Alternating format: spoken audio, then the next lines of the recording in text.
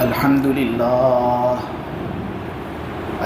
لله نحمده ونستعينه ونستغفره ونؤمن به ونتوكل عليه ونعوذ بالله من شرور أنفسنا ومن سيئات أعمالنا من يهده الله فلا مضل له ومن يضلله فلا هادي له ونشهد أن لا إله إلا الله وحده لا شريك له ونشهد أن سيدنا ومولانا وحبيبنا محمدا عبده ورسوله الحمد لله وكفى والصلاة والسلام على رسوله المصطفى وعلى عباده الذين ارتضى ومن بهداهم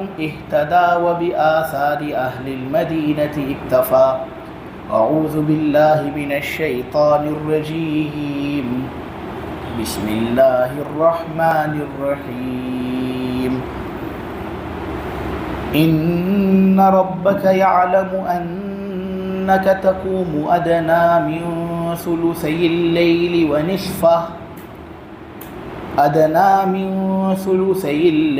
ونصفه وثلثه وطائفة من الذين معك والله يقدر الليل والنهار علم أن لن تحصوه فتاب عليكم فاقرؤوا ما تيسر من القرآن علم أن سيكون منكم مرضى وآخرون يضربون في الأرض يبتغون من فضل الله وآخرون يقاتلون في سبيل الله فاقرؤوا ما تيسر منه وأقيموا الصلاة وآتوا الزكاة وأقرضوا الله قرضا حسنا وما تقدموا لأنفسكم من خير تجدوه عند الله هو خيرا وأعظم أجرا واستغفروا الله إن الله غفور رحيم. یقیناً تمہارا پروردگار اس بات کو جانتا ہے کہ تم 2/3 رات کے قریب، کبھی آدھی رات تو کبھی تہائی رات نماز تہجد کے اندر کھڑے رہتے ہو، اور تمہارے ساتھ ایمان والوں کی ایک جماعت بھی اتنی دیر تہجد ادا کرنے کے لیے کھڑی رہتی ہے. اللہ تبارک و تعالی ہی رات اور دن کا صحیح حساب لگاتا ہے. اسے معلوم ہے کہ تم ہرگز رات اور دن کا صحیح حساب نہیں لگا سکو گے، اس لیے اللہ نے تم پر عنایت فرما دی اور تہجد کی نماز تم پر جو فرض تھی اللہ نے اس فرضیت کو منسوخ کر دیا اور اس کو تمہارے لیے نفل بنا دیا. اس لیے اب نماز کے اندر جتنا قرآن تمہارے لیے پڑھنا آسان ہو اتنا پڑھ لیا کرو. اللہ کو معلوم ہے کہ ان قریب تم میں سے کچھ لوگ بیمار ہونے والے ہیں، کچھ دوسرے لوگ زمین میں اللہ تبارک و تعالیٰ کا فضل تلاش کرنے کے لیے سفر کرنے والے ہیں، تو کچھ لوگ ایسے بھی ہیں جو اللہ کے راستے میں قتال کرنے والے ہیں.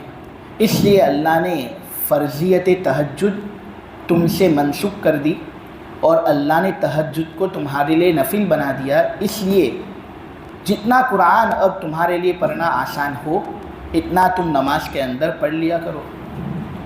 لوگوں، نماز قائم کرو، زکوٰۃ ادا کرو، اللہ کو ایسا قرض دو جو بہت زیادہ بہتر ہو. جو بھلائی بھی تم اپنے لیے آگے بھیجو گے تم اس کو اللہ تبارک و تعالیٰ کے یہاں پر ایسی حالت میں پاؤ گے کہ وہ بہت زیادہ بہتر شکل میں موجود ہے اور زبردست اجر کی شکل میں وہ موجود ہے. اللہ سے معافی مانگو، یقین جانو اللہ بڑا بخشنے والا، بڑا مہربان ہے. اللہ تبارک و تعالیٰ کے فضل و کرم سے آج سورہ مزمل کا آخری رکوع آپ لوگوں کے سامنے بیان ہو رہا ہے.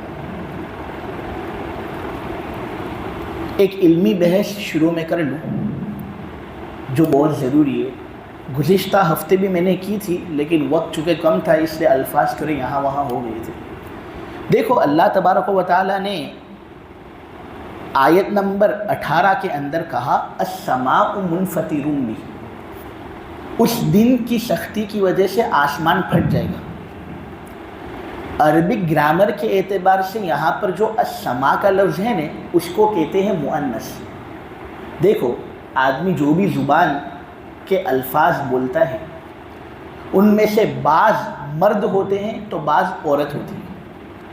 مثلا میں ایک مثال دوں، کتاب اردو زبان کے اندر عورت لفظ ہے اور دروازہ اردو زبان کے اندر مرد لفظ ہے. اسی لیے تو اپنے کہتے ہیں دروازہ اچھا ہے، اپنے یہ نہیں کہتے دروازہ اچھی ہے، کیونکہ دروازہ ایک ایسا لفظ ہے جو مرد ہے. عربک میں اس کو کہتے ہیں مذکر. اور اسی طرح کتاب اردو زبان کے اندر ایک عورت لفظ ہے، اس کو کہتے ہیں مؤنث. اس لیے اپنے کہتے ہیں کتاب اچھی ہے، یہ نہیں کہتے کتاب اچھا ہے. آپ سمجھے؟ تو دیکھو بعض الفاظ مذکر اور مرد ہوتے ہیں تو بعض الفاظ مؤنث اور عورت ہوتی ہیں. یہاں پر عربی گرامر کے اندر اگر اپنے دیکھیں نا تو السماء کا لفظ عورت ہے، مؤنث ہے. اب منفطر جو لفظ اس کے بعد آ رہا ہے، مطابقت اگر کرنی ہو پہلے اور دوسرے لفظ کے درمیان، مبتدا اور خبر کے درمیان، تو جب پہلا لفظ عورت ہے اور مؤنث ہے تو دوسرا لفظ بھی عورت ہی ہونا چاہیے نا، اور وہ بھی مؤنث ہونا چاہیے. آدمی اگر یہ کہے کتاب اچھا ہے تو کتنا برا لگتا ہے. اگر آدمی یہ کہے دروازہ اچھی ہے تو کتنا خراب لگتا ہے. پہلا لفظ اگر مرد ہے تو دوسرا لفظ بھی مرد استعمال کرو، اور پہلا لفظ اگر عورت ہے تو دوسرا لفظ بھی عورت استعمال کرو. یہ ایک معروف قاعدہ ہے جو ہم سب لوگ اردو اور ہندی کے اندر بھی جانتے ہیں. تو یہاں پر جب السماء والا لفظ عورت ہے اور مؤنث ہے تو اس کے بعد جو منفطر والا لفظ ہے وہ بھی عورت ہی ہونا چاہیے تھا. لیکن یہاں پر اگر ہم دیکھیں تو یہ مؤنث نہیں بلکہ مذکر ہے اور مرد ہے.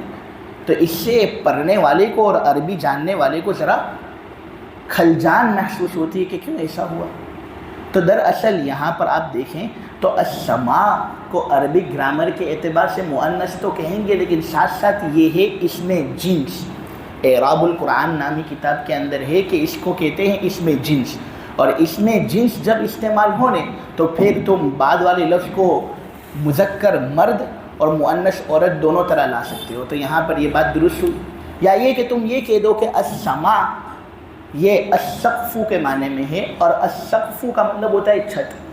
چونکہ آسمان ہمارے لیے ایک چھت ہے تو اس لیے یہاں پر آسمان کو اگر السقف اور چھت کے معنی میں لے تو السقف یہ مرد لفظ ہوا، مذکر ہوا. تو اس کے بعد والا جو لفظ منفطر ہے وہ بھی مرد ہوا، مذکر ہوا، تو پھر جملہ درست ہو جاتا ہے.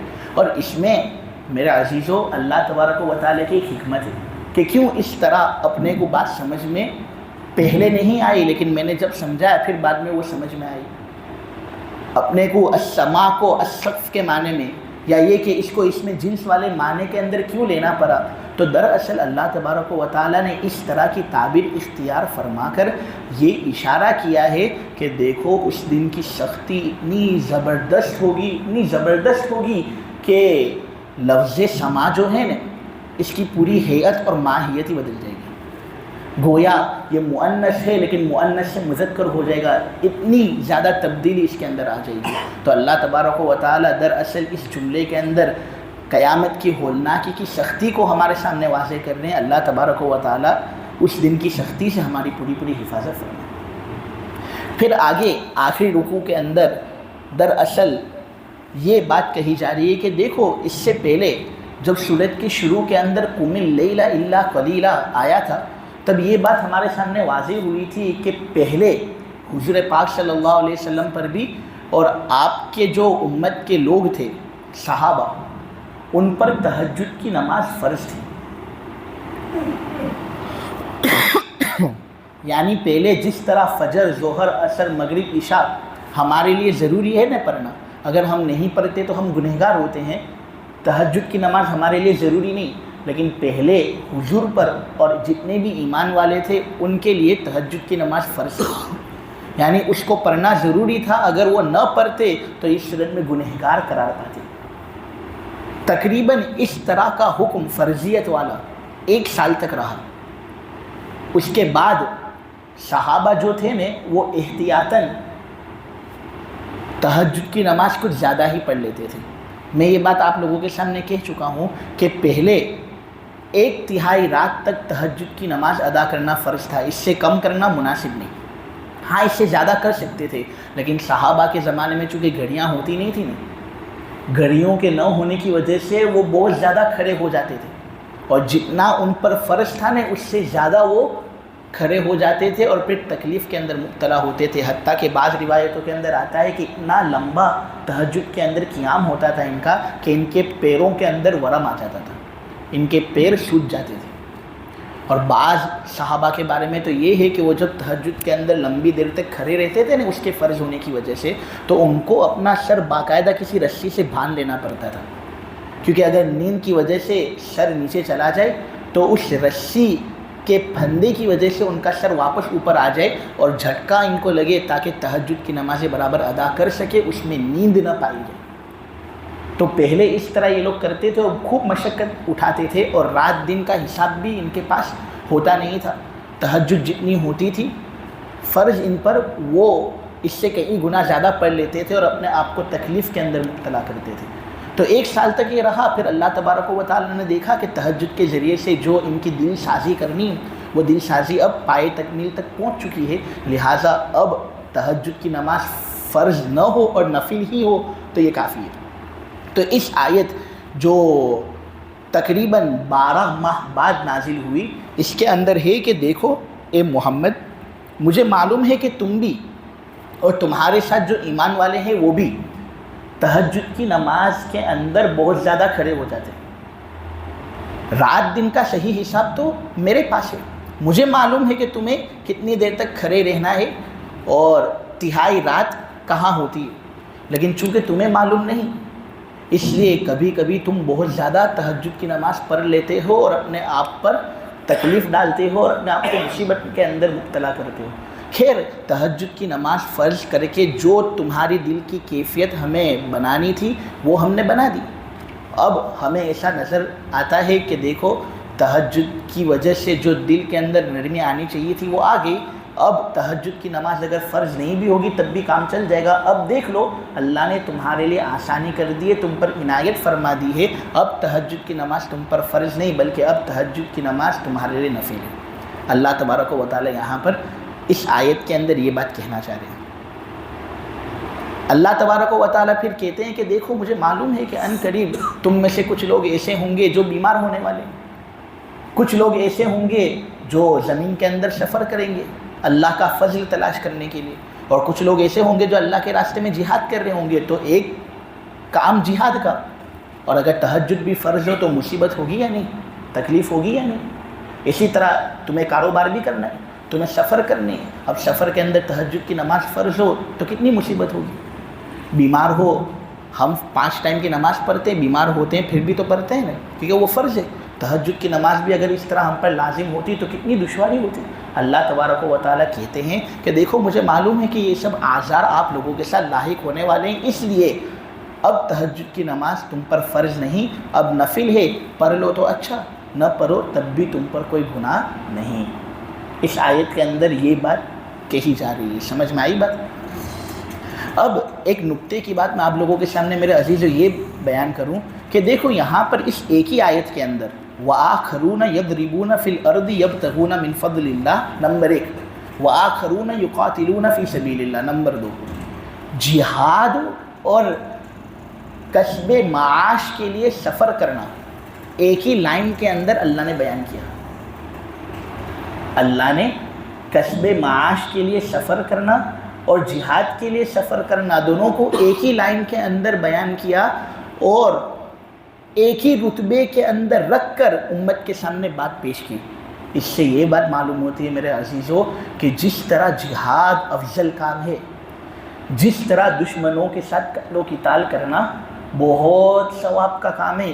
اسی طرح اپنے گھر والوں کے لیے، اپنی فیملی کے لیے، اپنے بیوی بچوں کے لیے، اپنے والدین کے لیے پیسے کمانا اور سفر کرنا کسب معاش کے لیے، یہ بھی اتنا ہی افضل ہے۔ گویا تاجر جو تجارت کرتا ہے نا، اس کی تجارت بھی ایک طرح کا جہاد ہے، اور جہاد کے اندر جو ثواب ملتا ہے انشاءاللہ اتنا ثواب اس کو اس میں بھی ملے گا۔ ہاں، جہاد کی الگ مشقت ہے، جہاد تو افضل کام ہے ہی، لیکن یہاں پر اشاروں کے ذریعے سے جب تجارت والی بات کو بھی جہاد کے ساتھ لگا دیا نے، تو اس سے یہ بات معلوم ہوتی ہے کہ تجارت کا لیول بھی جہاد ہی کے لیول کی طرح ہے۔ لہٰذا آدمی اپنی فیملی کے لیے اور اپنے بیوی بچوں کے لیے کسب معاش کرے، حلال کمائی کرے، اس کا انشاءاللہ اس کو خوب اجر ملے گا۔ بس شرط یہ ہے کہ وہ حلال کمائی ہو، صحیح کمائی ہو، نیت اچھی ہو اس میں، تو انشاءاللہ اللہ تبارک و تعالیٰ نوازے گا۔ میرے عزیزو، جہاد کا یہاں پر تذکرہ ہوا تو جہاد کے بارے میں کچھ باتیں آپ لوگوں کے سامنے کر لوں۔ سب سے پہلی بات تو یہ کہ جو جہاد ہے نا، اس کا ایک ٹیکسٹ بک ڈیفینیشن ہے، جس کا مطلب ہوتا ہے کوشش کرنا، محنت کرنا۔ لہٰذا اگر ٹیکسٹ بک ڈیفینیشن کو اگر اپنے دیکھیں اور لغوی معنی کو اگر دیکھیں تو ہر محنت اور مشقت والے کام کو جہاد کہہ سکتے ہیں، خواہ پھر وہ جماعت کے اندر جانا ہو، استاذ کا بچوں کو پڑھانا ہو، درس قرآن دینا ہو، جو بھی محنت کا کام کرنا ہو اس کو تم جہاد کہہ سکتے ہو، لغوی ڈیفینیشن کے اعتبار سے، ٹیکسٹ بک ڈیفینیشن کے اعتبار سے۔ لیکن کیا شریعت کے اندر ہر محنت اور مشقت والے کام کو جہاد کہا جا سکتا ہے؟ تو میرے عزیزو، شریعت کے اندر جہاد کا فقط ایک ہی معنی متعین ہے، اور وہ ہے اللہ کے راستے میں قتل و قتال کرنا، مارم ماری کرنا۔ یہ جہاد کا ایک معنی شریعت کے اندر ہے۔ شریعت کے اندر تم یہ کہو کہ ہر محنت اور مشقت والا کام جہاد ہے تو یہ کہنا صحیح نہیں۔ دیکھو، شریعت کے اندر جہاد کا جو مفہوم بیان ہوا ہے نا، اس کو اس کے مفہوم پر برقرار رکھنا ہمارے لیے بہت ضروری ہے۔ اگر ہم ہر محنت اور مشقت والے کام کو شرعی اعتبار سے جہاد کہیں گے، اور یہ کہیں گے کہ جماعت کے اندر جانا بھی ایک طرح کا جہاد ہے، اور اگر ہم یہ کہیں گے کہ استاذ کا بچوں کو پڑھانا بھی جہاد ہے، اور اس سے ہماری مراد شرعی جہاد ہوئے، تو پھر اس صورت میں شرعی اصطلاحات کا مسخ لازم آئے گا، اور دین کی تحریف کا ایک ایسا دروازہ کھلے گا جو قیامت کی صبح تک بند نہیں ہو سکے گا۔ میرا عزیزو، اس لیے یہ بات یاد رہے کہ شریعت کے اندر جہاد تو ایک ہی ہوتا ہے، اور وہ اللہ کے راستے میں قتل و قتال کرنا، مارم ماری کرنا، جو افغانستان والے کر رہے ہیں اور جو ہمارے حماس بھائی وغیرہ کر رہے ہیں۔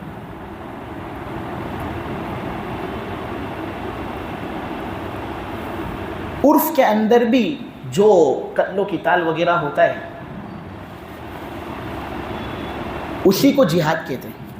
اگر ہم عرف کے اندر دیکھیں، نیوز چینل وغیرہ بھی اگر کھول لیں تو جہاد کس کو کہیں گے؟ اسی کو کہیں گے جس میں قتل و قتال ہو۔ عام جو محنت مشقت والے کاموں کو جہاد نہیں کہا جاتا، اور عرف کا شریعت کے اندر بڑا اعتبار ہے۔ میرے عزیزو، امام بخاری نے مستقل بخاری شریف کے اندر عرف کی حجیت پر اور شریعت کے اندر اس کی تاثیر پر ایک باب مستقل باندھا ہے، جس سے یہ بات معلوم ہوتی ہے کہ شریعت کے اندر عرف کا بڑا اعتبار ہے۔ اور اگر ہم ہمارے عرف کو دیکھیں تو قتل و قتال ہی کو جہاد کہا جاتا ہے۔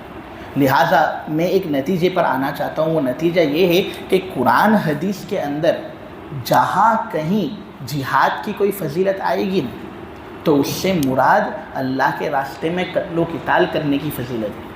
اس فضیلت کو تم کسی دوسرے محنت اور مشقت والے کام کے اندر لے لو، یہ مناسب نہیں۔ آپ سمجھے؟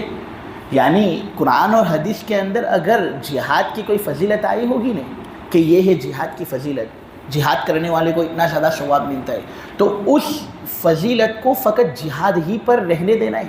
باقی جو دینی کام ہے تم ان کاموں کے لیے اس فضیلت کو لے نہیں سکتے، اس کے لیے اپنے فضائل ہیں۔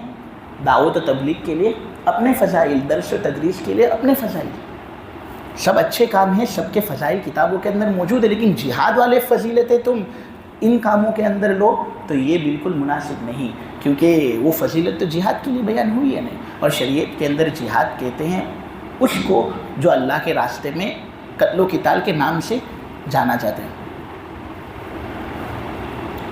قرآن اور حدیث کے اندر میں ایک قاعدہ آپ لوگوں کو بیان کر دوں کہ جب بھی فقط جہاد کا لفظ آئے یا یہ کہ فی سبیل اللہ کی قید کے ساتھ مجاہدہ یا مقاتلہ کا مادہ آئے یا یہ کہ فقط فی سبیل اللہ قرآن کے اندر آئے تو اس میں جہاد ہی مراد ہوتا ہے اور جہاد کا شرعی معنی ہی مراد ہوتا ہے۔ لہٰذا پھر اس پر دیگر اعمال کے فضائل چسپا کرنا یہ مناسب نہیں، ان کے لیے اپنے فضائل ہیں، جہاد کا خود ایک فضیلت ہے جو قرآن و حدیث کے اندر مذکور ہے۔ جہاد کے بارے میں ایک اور بات میں آپ لوگوں کے سامنے یہ واضح کر دوں کہ دیکھو جس طرح نماز ادا کرنے والا، روزہ ادا کرنے والا، حج ادا کرنے والا، زکوٰۃ ادا کرنے والا جہاد اگر نہیں کرتا وقت آنے پر تو گنہگار ہوتا ہے نا، لیکن کیا جہاد نہ کرنے کی وجہ سے اس کا حج، روزہ، نماز وغیرہ باطل ہوتا ہے؟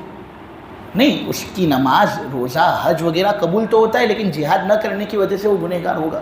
تو اسی طرح اگر کوئی مجاہد اور جہاد آدمی کرتا ہے لیکن ہے وہ آدمی بالکل بگڑا ہوا آدمی، نماز نہیں پڑھتا، روزہ نہیں رکھتا، حج نہیں کرتا، لیکن جہاد کرتا ہے تو جہاد کا ثواب اس کو ملے گا۔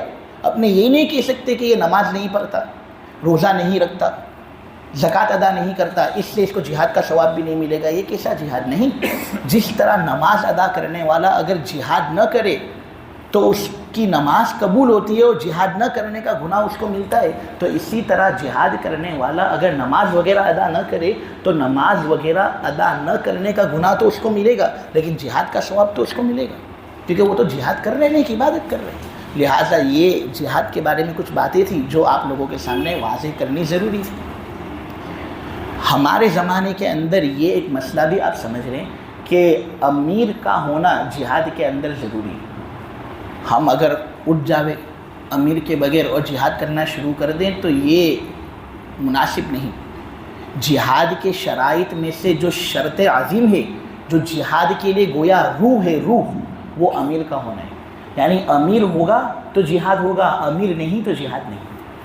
اب خواہ وہ امیر فاسق ہو، خواہ وہ امیر اللہ والا ہو، جو بھی ہو، امیر ہوگا تو جہاد ہوگا، امیر نہیں تو جہاد نہیں ہوگا۔ ہاں، لیکن ایسا نہیں کہ امیر کا اچھا اور نیک ہونا ہی ضروری ہے۔ اگر امیر فاسق قسم کا بھی آدمی ہوگا نا تب بھی ہمارے یہاں جہاد کا تحقق ہو جائے گا۔ دیکھو سنن ابو داؤد کے اندر ہے، حضرت انس رضی اللہ تعالیٰ عنہ کی روایت کے نبی کریم صلی اللہ علیہ وسلم نے ارشاد فرمایا کہ جہاد ایک ایسا عمل ہے جو قیامت کے دن تک رہنے والا ہے۔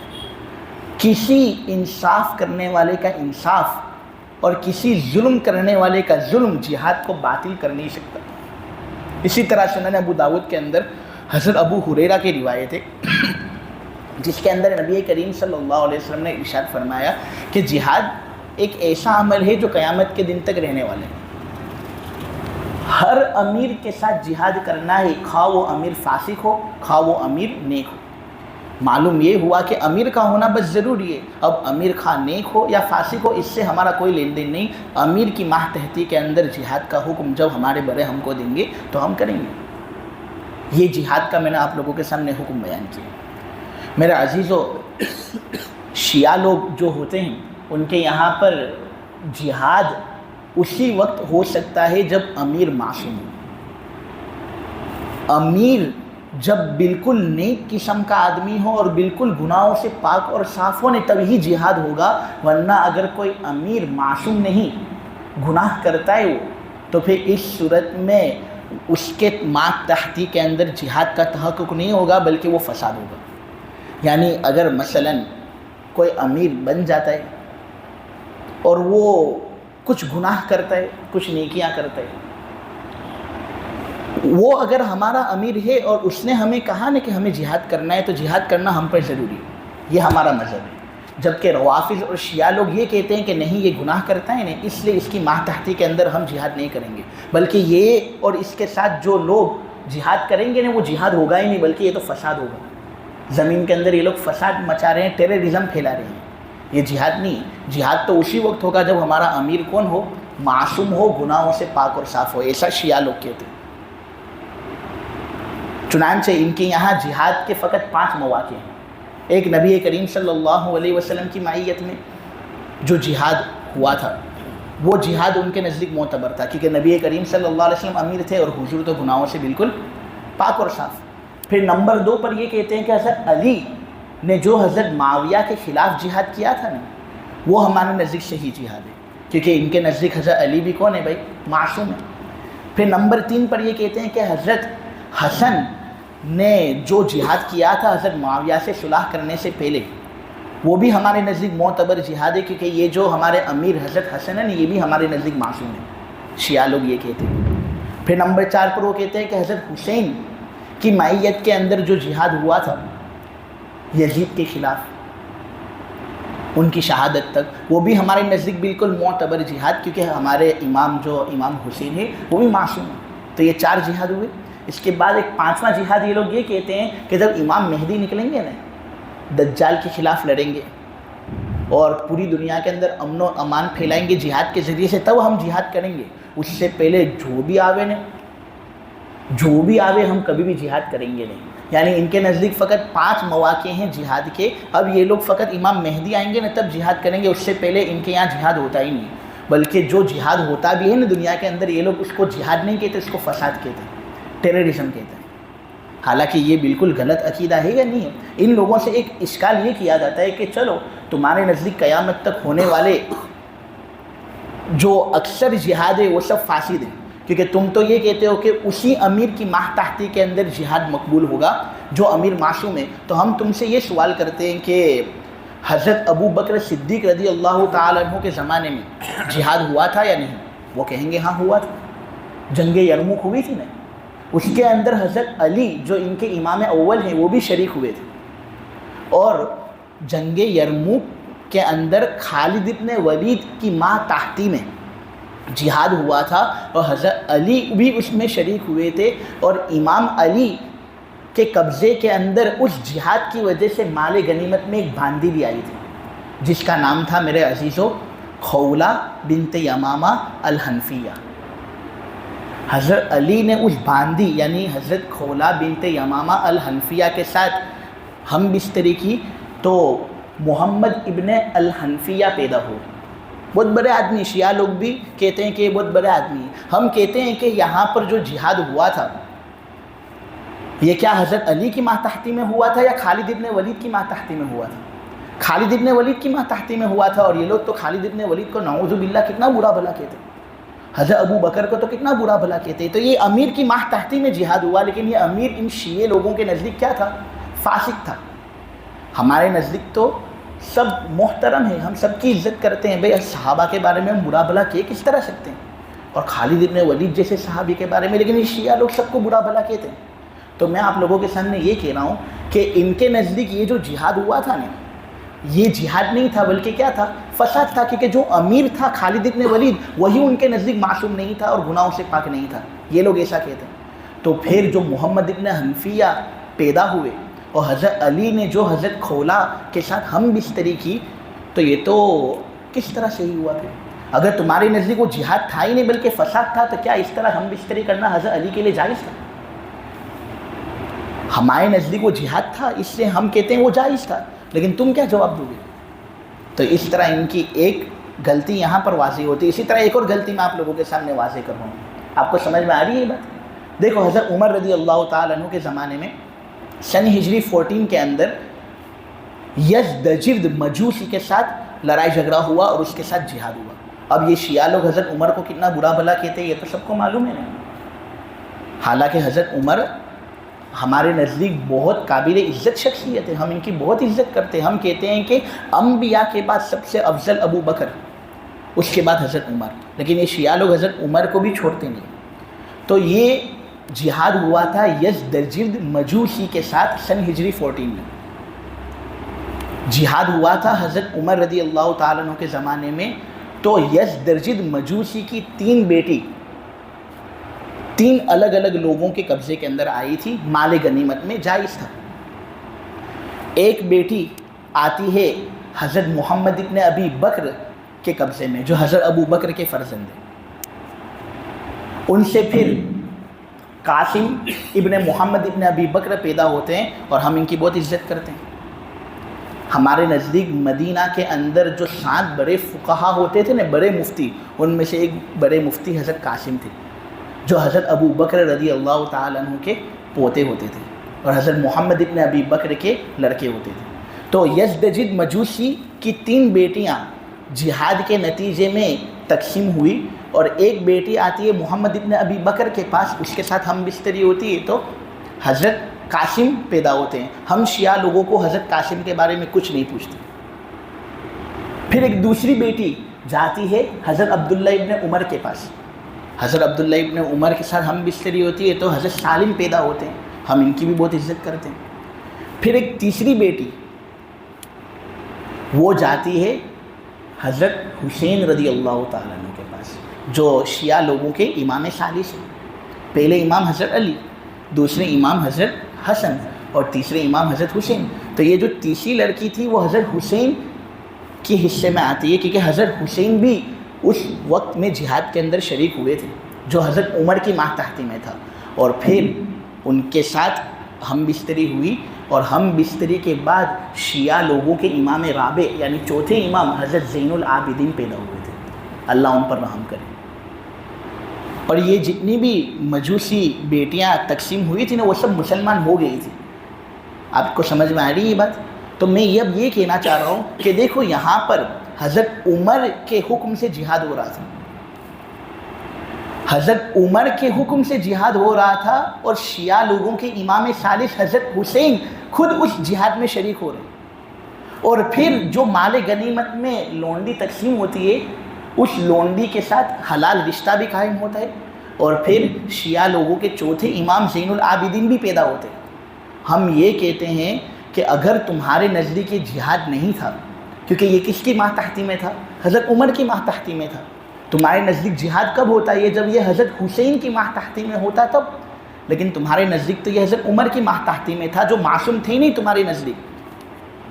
تو جب ان کی ماتحتی کے اندر یہ جہاد ہوا اور اس کے نتیجے میں حضرت زین العابدین پیدا ہوئے، تو اس صورت میں اگر یہ تمہارے نزدیک فساد تھا، جہاد نہیں تھا، تو پھر تم اپنے امام رابع کے نسب کے اندر کیا شک کر رہے ہو؟ اور پھر جتنے بھی تمہارے امام آتے ہیں سب کا نسب کہاں جڑتا ہے؟ زین العابدین پر جڑتا ہے۔ تو یہ تو نسب کے اندر خلط ملط ہوا۔ ہم تو کہتے ہیں سب کا نسب برابر، کیونکہ ہمارے نزدیک تو یہ جہاد تھا، یہ سب کام کرنا جائز تھا، لیکن تمہارے نزدیک جب معصوم امیر یہاں پر تھا نہیں تو جہاد ہوا نہیں، جہاد نہیں ہوا تو یہ فساد ہوا، فساد کے تحت اتنے سب رشتے قائم کس طرح ہوئے؟ خلاصہ کلام میرے عزیزو یہ ہے کہ دیکھو، جو تم یہ شرط لگاتے ہو نا جہاد کے اندر کہ امیر کا معصوم ہونا ضروری ہے، امیر گناہ سے پاک ہوگا تب ہم جہاد کریں گے، اگر امیر کچھ گناہ کرتا ہے تو ہم جہاد نہیں کریں گے اس کے ساتھ، تو یہ خود تمہارے حضرت علی اور امام حسین کی خلاف ورزی تم کر رہے ہو، کیونکہ وہ بھی اس طرح کے جہاد کے اندر شریک ہوتے تھے جس کے اندر امیر ان کے علاوہ ہوتا تھا، اور پھر رشتے بھی قائم ہوتے تھے۔ اس لیے یہ شرط لگانا بالکل صحیح نہیں۔ اسی وجہ سے یہ شیعہ لوگ اس گمراہی کے اندر آج پڑے ہوئے، جس کے اندر ہم دیکھ رہے ہیں کہ ان کی زبانیں محفوظ رہتی ہی نہیں۔ جس صحابی کو دیکھو اس کو برا بھلا کہنا انہوں نے شروع کر دیا۔ ارے اگر تم صحابہ کو برا بھلا کہو گے تو پھر اس صورت میں تم دین کے اندر شک کر رہے ہو۔ اگر دین کے اندر شک ہے تو پھر اس صورت میں یہ دین معتبر ہوگا ہی نہیں۔ لہٰذا اس وجہ سے شیعہ لوگوں کا اس طرح رویہ اختیار کرنا اور اس طرح ان کا اپنا مزاج بنانا یہ بالکل درست نہیں ہے، واجب الاصلاح ہے۔ ایک مرتبہ حضرت گنگوہی رحمۃ اللہ علیہ کی ملاقات کسی شیعہ عالم سے ہوئی تھی۔ وہ شیعہ عالم کہنے لگا کہ دیکھو آج کل کے زمانے میں قادیانی فتنہ بہت زیادہ ہو رہے ہیں۔ قادیانی فتنہ یعنی غلام احمد قادیانی نے جو فتنہ کھڑا کیا تھا نا، وہ کہہ رہا تھا کہ میں نبی ہوں، میں نبی، حالانکہ حضور کے بعد تو کوئی نبی ہو ہی نہیں سکتا، وہ کس طرح کہہ رہا تھا کہ میں نبی ہوں؟ تو شیعہ حضرت گنگوئی کے سامنے بہت فخر سے کہنے لگا کہ یہ جتنے بھی لوگ قادیانی اور گمراہ ہو رہے ہیں نا، یہ سب کے سب تم لوگ سنی لوگ ہو، ورنہ ہم میں سے جو شیعہ لوگ ہیں نا وہ کبھی قادیانی ہوتے نہیں۔ اس سے معلوم ہوا کہ ہم حق پر تم باطل پر۔ حضرت گنگوئی نے فوراً کہا کہ شیطان انہی لوگوں پر حملہ کرتا ہے جو لوگ صحیح راستے پر ہوتے ہیں، تم لوگ تو پہلے سے غلط راستے پر ہو، تو پھر شیطان کو تم پر محنت کرنے کی کیا ضرورت؟ یعنی شیطان اور چور اسی جگہ پر چوری کرتا ہے جہاں پر مال وغیرہ ہو، چور وہاں پر تو چوری کرے گا نہیں جہاں پر مال نہ ہو۔ تو شیعہ لوگ تو پہلے سے گمراہ ہے، تو پھر شیطان ان پر کوشش کیوں کرے گا؟ ہاں، جو سنی لوگ ہیں وہ چونکہ گمراہ نہیں ہے، وہ صحیح راستے پر، اس لیے شیطان ان پر کوشش کر کے ان کو دین سے ہٹانا چاہتا ہے. اس طرح حضرت گنگوئی نے اس شیعہ عالم کو بالکل جواب دیا تھا اور زبردست جواب دیا تھا. تو یہ جہاد کے بارے میں چند باتیں تھیں جو میں نے آپ لوگوں کے سامنے بیان کی. آگے اس صورت کے اندر یہ بات بیان کی جا رہی ہے کہ دیکھو لوگوں، نماز قائم کرو، زکوٰۃ ادا کرو اور اللہ کو قرض دو، بہت اچھا قرض. 3 باتوں کا حکم دیا. نمبر 1 نماز قائم کرو، نمبر 2 زکوٰۃ ادا کرو، اور نمبر 3 اللہ کو بہترین قرض دو. لوگوں نے اس کا معنی یہ بیان کیا ہے کہ اپنے بیوی بچے والدین وغیرہ پر خرچ کرو، خوب خرچ کرو اور بہتر سے بہتر خرچ کرو. اللہ تبارک و تعالیٰ اس کے بدلے میں بہت زیادہ اجر دے گا. میرے عزیزو، یہاں پر ایک سوال یہ ہوتا ہے کہ یہ جو آخری آیت سورہ مزمل کی تھی نا، یہ مکی دور کے اندر نازل ہوئی اور وہ بھی بالکل ابتدائی دور تھا نا، تب یہ آیت نازل ہوئی. جیسے کہ میں یہ بات بتا چکا ہوں کہ سورہ مزمل تو اس وقت کی صورت ہے جب حضور وحی لے کر آئے تھے. تو یہ بالکل ابتدائی صورتوں میں سے ایک صورت ہے، اور یہ جو پہلا رکوع تھا اس کے 1 سال بعد یہ رکوع نازل ہوا. تو یہ بالکل ابتدا کے اندر یہ قرآن کی آیت ہمارے سامنے پیش ہوئی تھی. لیکن اس کے اندر دیکھو تو نماز کا حکم دیا جا رہا ہے، زکوٰۃ کا حکم دیا جا رہا ہے. حالانکہ اگر ہم دیکھیں تو نماز ابتدا کے اندر لوگوں پر فرض تھی نہیں. نماز جو 5 ٹائم کی ہم پڑھتے ہیں نا، صحیح اور راجح قول کے مطابق وہ معراج کی رات فرض ہوئی تھی. اور معراج کی رات کب ہوئی تھی؟ سن نبوی 12 یعنی ہجرت سے 1 سال پہلے رجب کے مہینے میں. اور مشہور قول یہ ہے کہ 27ویں تاریخ کو معراج ہوئی تھی اور وہ پیر کی رات تھی. عبدالغنی المقدسی، امام نووی، اسی طرح علامہ زاہد الکوثری، سب نے کہا ہے کہ یہی زیادہ صحیح قول ہے کہ ہجرت سے 1 سال پہلے سن نبوی 12 کے اندر 27 رجب پیر کی رات کو معراج ہوئی. معلوم ہوا اسی وقت نماز بھی فرض ہوئی تھی. اسی طرح زکوٰۃ کا حکم تو ہجرت کے 2 سال بعد یعنی سن نبوی 12 کے اندر 5 وقت کی نماز فرض ہوئی. اس کے بعد سن نبوی 13 کے اندر ہجرت ہوئی. پھر ہجرت کے 1 سال پورا کر کے دوسرا سال جب شروع ہوا تھا نا، تب زکوٰۃ فرض ہوئی تھی. اب اعتراض یہاں پر یہ ہو رہا ہے کہ تم تو یہ کہہ رہے ہو کہ یہ آیت کب نازل ہوئی تھی؟ بالکل شروع میں. جب شروع میں نازل ہوئی تھی تو پھر اس صورت میں اس کے اندر جو حکم نماز اور زکوٰۃ کا دیا جا رہا ہے، تو نماز اور زکوٰۃ تو بہت بعد میں جا کر فرض ہوئے تھے. تو جو چیز ابھی فرض ہوئی نہیں تھی اس کا حکم کس طرح دیا جا رہا ہے؟ تو اس کا جواب یہ ہے کہ بہت سے مفسر لوگوں نے یہ بات کہی ہے کہ یہ جو آیت ہے نا، یہ مدنی ہے. یعنی مکہ کے اندر یہ نازل ہوئی نہیں، بلکہ یہ تو سن ہجری 2 کے بعد نازل ہوئی. لیکن یہ ذرا کمزور جواب ہے. صحیح جواب اور زیادہ مضبوط جواب وہ ہے جو ابن کثیر رحمۃ اللہ علیہ نے دیا ہے. ابن کثیر نے یہ جواب دیا ہے کہ دیکھو یہ شروع ہی کی آیت ہے، مکی دور ہی کی آیت ہے، یہ مدنی دور کی آیت نہیں ہے. اب یہاں پر جو نماز زکوٰۃ کا حکم دیا جا رہا ہے تو آپ سمجھے کہ نماز اگرچہ 5 وقت کی سن نبوی 12 کے اندر فرض ہوئی تھی ہجرت سے 1 سال پہلے، لیکن اس سے پہلے 2 وقت کی نمازیں تو تھی، ایک فجر کی اور ایک عصر کی. یعنی شروع زمانے سے 2 نماز تو سب پڑھتے ہیں، ایک فجر کی اور ایک عصر کی، یعنی سورج طلوع ہونے سے پہلے کی نماز اور سورج غروب ہونے سے پہلے کی نماز، فجر اور عصر. یہاں پر انہی نمازوں کا حکم دیا جا رہا ہے. اور جو زکوٰۃ کا حکم دیا جا رہا ہے تو یہ بات سمجھ لے کہ زکوٰۃ کی فرضیت اگرچہ سن ہجری 2 میں ہوئی اور بعد میں جا کر ہوئی، لیکن مال خرچ کرنے کا جو حکم تھا نا وہ بہت پہلے ہو چکا تھا. تفصیل وغیرہ اور یہ جو نصاب وغیرہ کی متعین شکل جو آج ہمارے سامنے ہے نا، 52.5 تولہ چاندی وغیرہ وغیرہ، ٹھیک ہے، تو یہ متعین شکل پھر بعد میں جا کر مدینے کے اندر فرض ہوئی، ورنہ زکوٰۃ کا حکم پہلے فرض ہو چکا تھا. اسی زکوٰۃ کا حکم یہاں پر دیا جا رہا ہے. ٹھیک ہے. زکوٰۃ کے بارے میں ایک مسئلہ میں یہ بھی بتا دوں کہ ایک حضرت نے یہ مسئلہ پوچھا تھا کہ اگر کسی نے مجھ سے قرض لے لیا اور اس نے وہ قرض مجھ سے لیا اور ادائیگی کی بالکل مجھے امید ہے ہی نہیں کہ وہ مجھے قرض واپس دے گا. بسا اوقات ایسا ہوتا ہے کہ آدمی قرض دیتا ہے کسی کو، ٹھیک ہے، اب وہ قرض دے دیا اس نے، لیکن وہ سامنے والی پارٹی اب اس کو پیسے دے ہی نہیں رہی.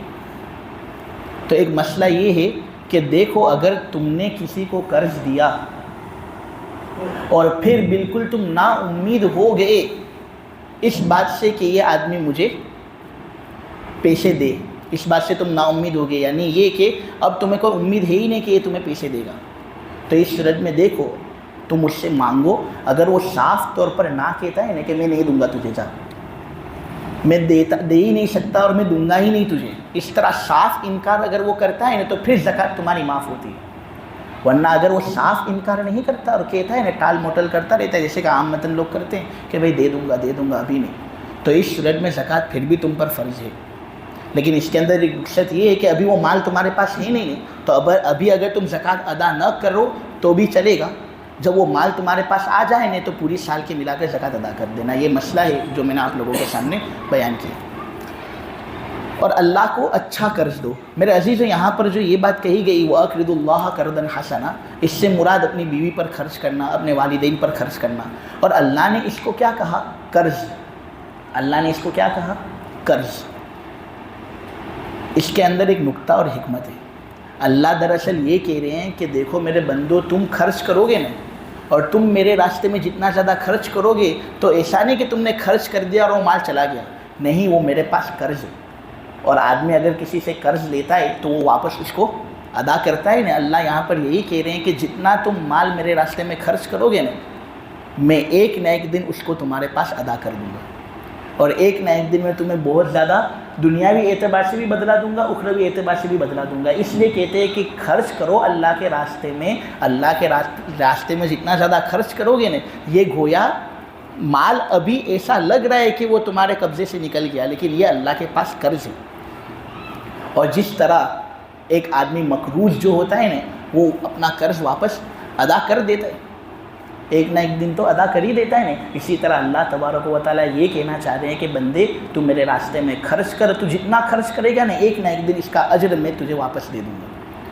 اس سے اللہ تبارک و تعالیٰ کی جو کمال شفقت ہے وہ بھی ہمارے سامنے واضح ہوتی ہے۔ پھر اس صورت کے آخر کے اندر یہ بات کہی جاتی ہے کہ دیکھو جتنی بھی بھلائی اور خیر تم آگے بھیجو گے نا، اور جتنا بھی اچھا تم کرو گے، اللہ تبارک و تعالیٰ کے یہاں پر ایک زبردست اجر تم پاؤ گے، اور اللہ تبارک و تعالیٰ تمہیں خوب اچھا بدلہ اس کا دے گا، اس سے خوب اچھے کام کرنے، اور اگر کوئی گناہ ہو جاتے ہیں تو اللہ تبارک و تعالیٰ سے معافی مانگنی ہے، سن لو ان اللہ غفور الرحیم، بے شک اللہ تبارک و تعالیٰ بڑا بخشنے والا، بڑا مہربان ہے۔ یہ سورہ مزمل کی تفسیر بحمداللہ مکمل ہوئی، اب سورہ مدثر کی تفسیر سے سلسلہ باقی ہے۔ اب یہاں پر تراویح کا سلسلہ ہوتا ہے، اور تراویح کے بعد مختصر تفسیر ہوتی ہے، تو انشاءاللہ سورہ مدثر ہی سے تفسیر شروع کریں گے۔ سبحانک اللہم بحمدک وتبارک اسمک وتعالی جدک ولا الہ غیرک، یا رب صلی وسلم دائما ابدا علی حبیبک خیر الخلق کلہم۔ اے اللہ ہمارے گناہوں کو معاف فرما، مولا ہماری خطاؤں سے درگزر فرما، اے اللہ ہم بڑے گنہگار ہیں، خطاوار ہیں، ریاہ کار ہیں، سیاہ کار ہیں، اے اللہ ہم نے تیری نافرمانی بہت زیادہ کی ہیں، اے اللہ بہت سے تیرے بہادر بندے آج جہاد کر رہے ہیں، لیکن اے اللہ اس دولت عظیمہ سے ہم محروم ہیں، اے اللہ تو ہمیں معاف فرما دے، مولا کریم نفس کے ساتھ مولا کریم لڑنے کی تو ہمیں توفیق اور سعادت عطا فرما، اے اللہ اچھے کاموں کو کرنے کی تو ہمیں طاقت اور سعادت نواز، اے اللہ فجر کی نماز با جماعت پڑھنے کی ہمیں توفیق عطا فرما، اے اللہ جتنی بھی اور نمازیں ہیں ان کو با جماعت ادا کرنے کی ہمیں توفیق عطا فرما، زکوٰۃ کی ادائیگی کی مولا کریم بھرپور سعادت سے ہمیں نواز تاکہ ہم زکوٰۃ ادا کریں، اے اللہ ہم سے اگر اس سلسلے میں کوئی کوتاہی ہو جاتی ہے تو مولا تو ہمیں معاف فرما دے، اے اللہ دنیا آخرت دونوں جگہوں میں عزت سے ہمیں نواز،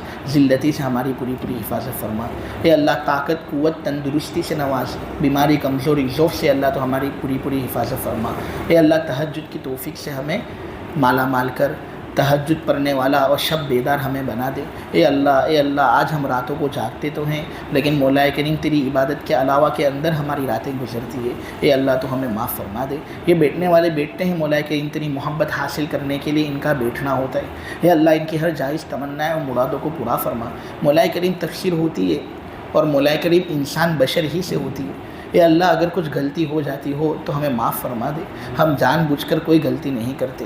اے اللہ اچھے طریقے سے اصلاح فرمانا اور ہماری اس تفسیر کو خوب قبول فرمانا اور اس سے راضی ہو جانا۔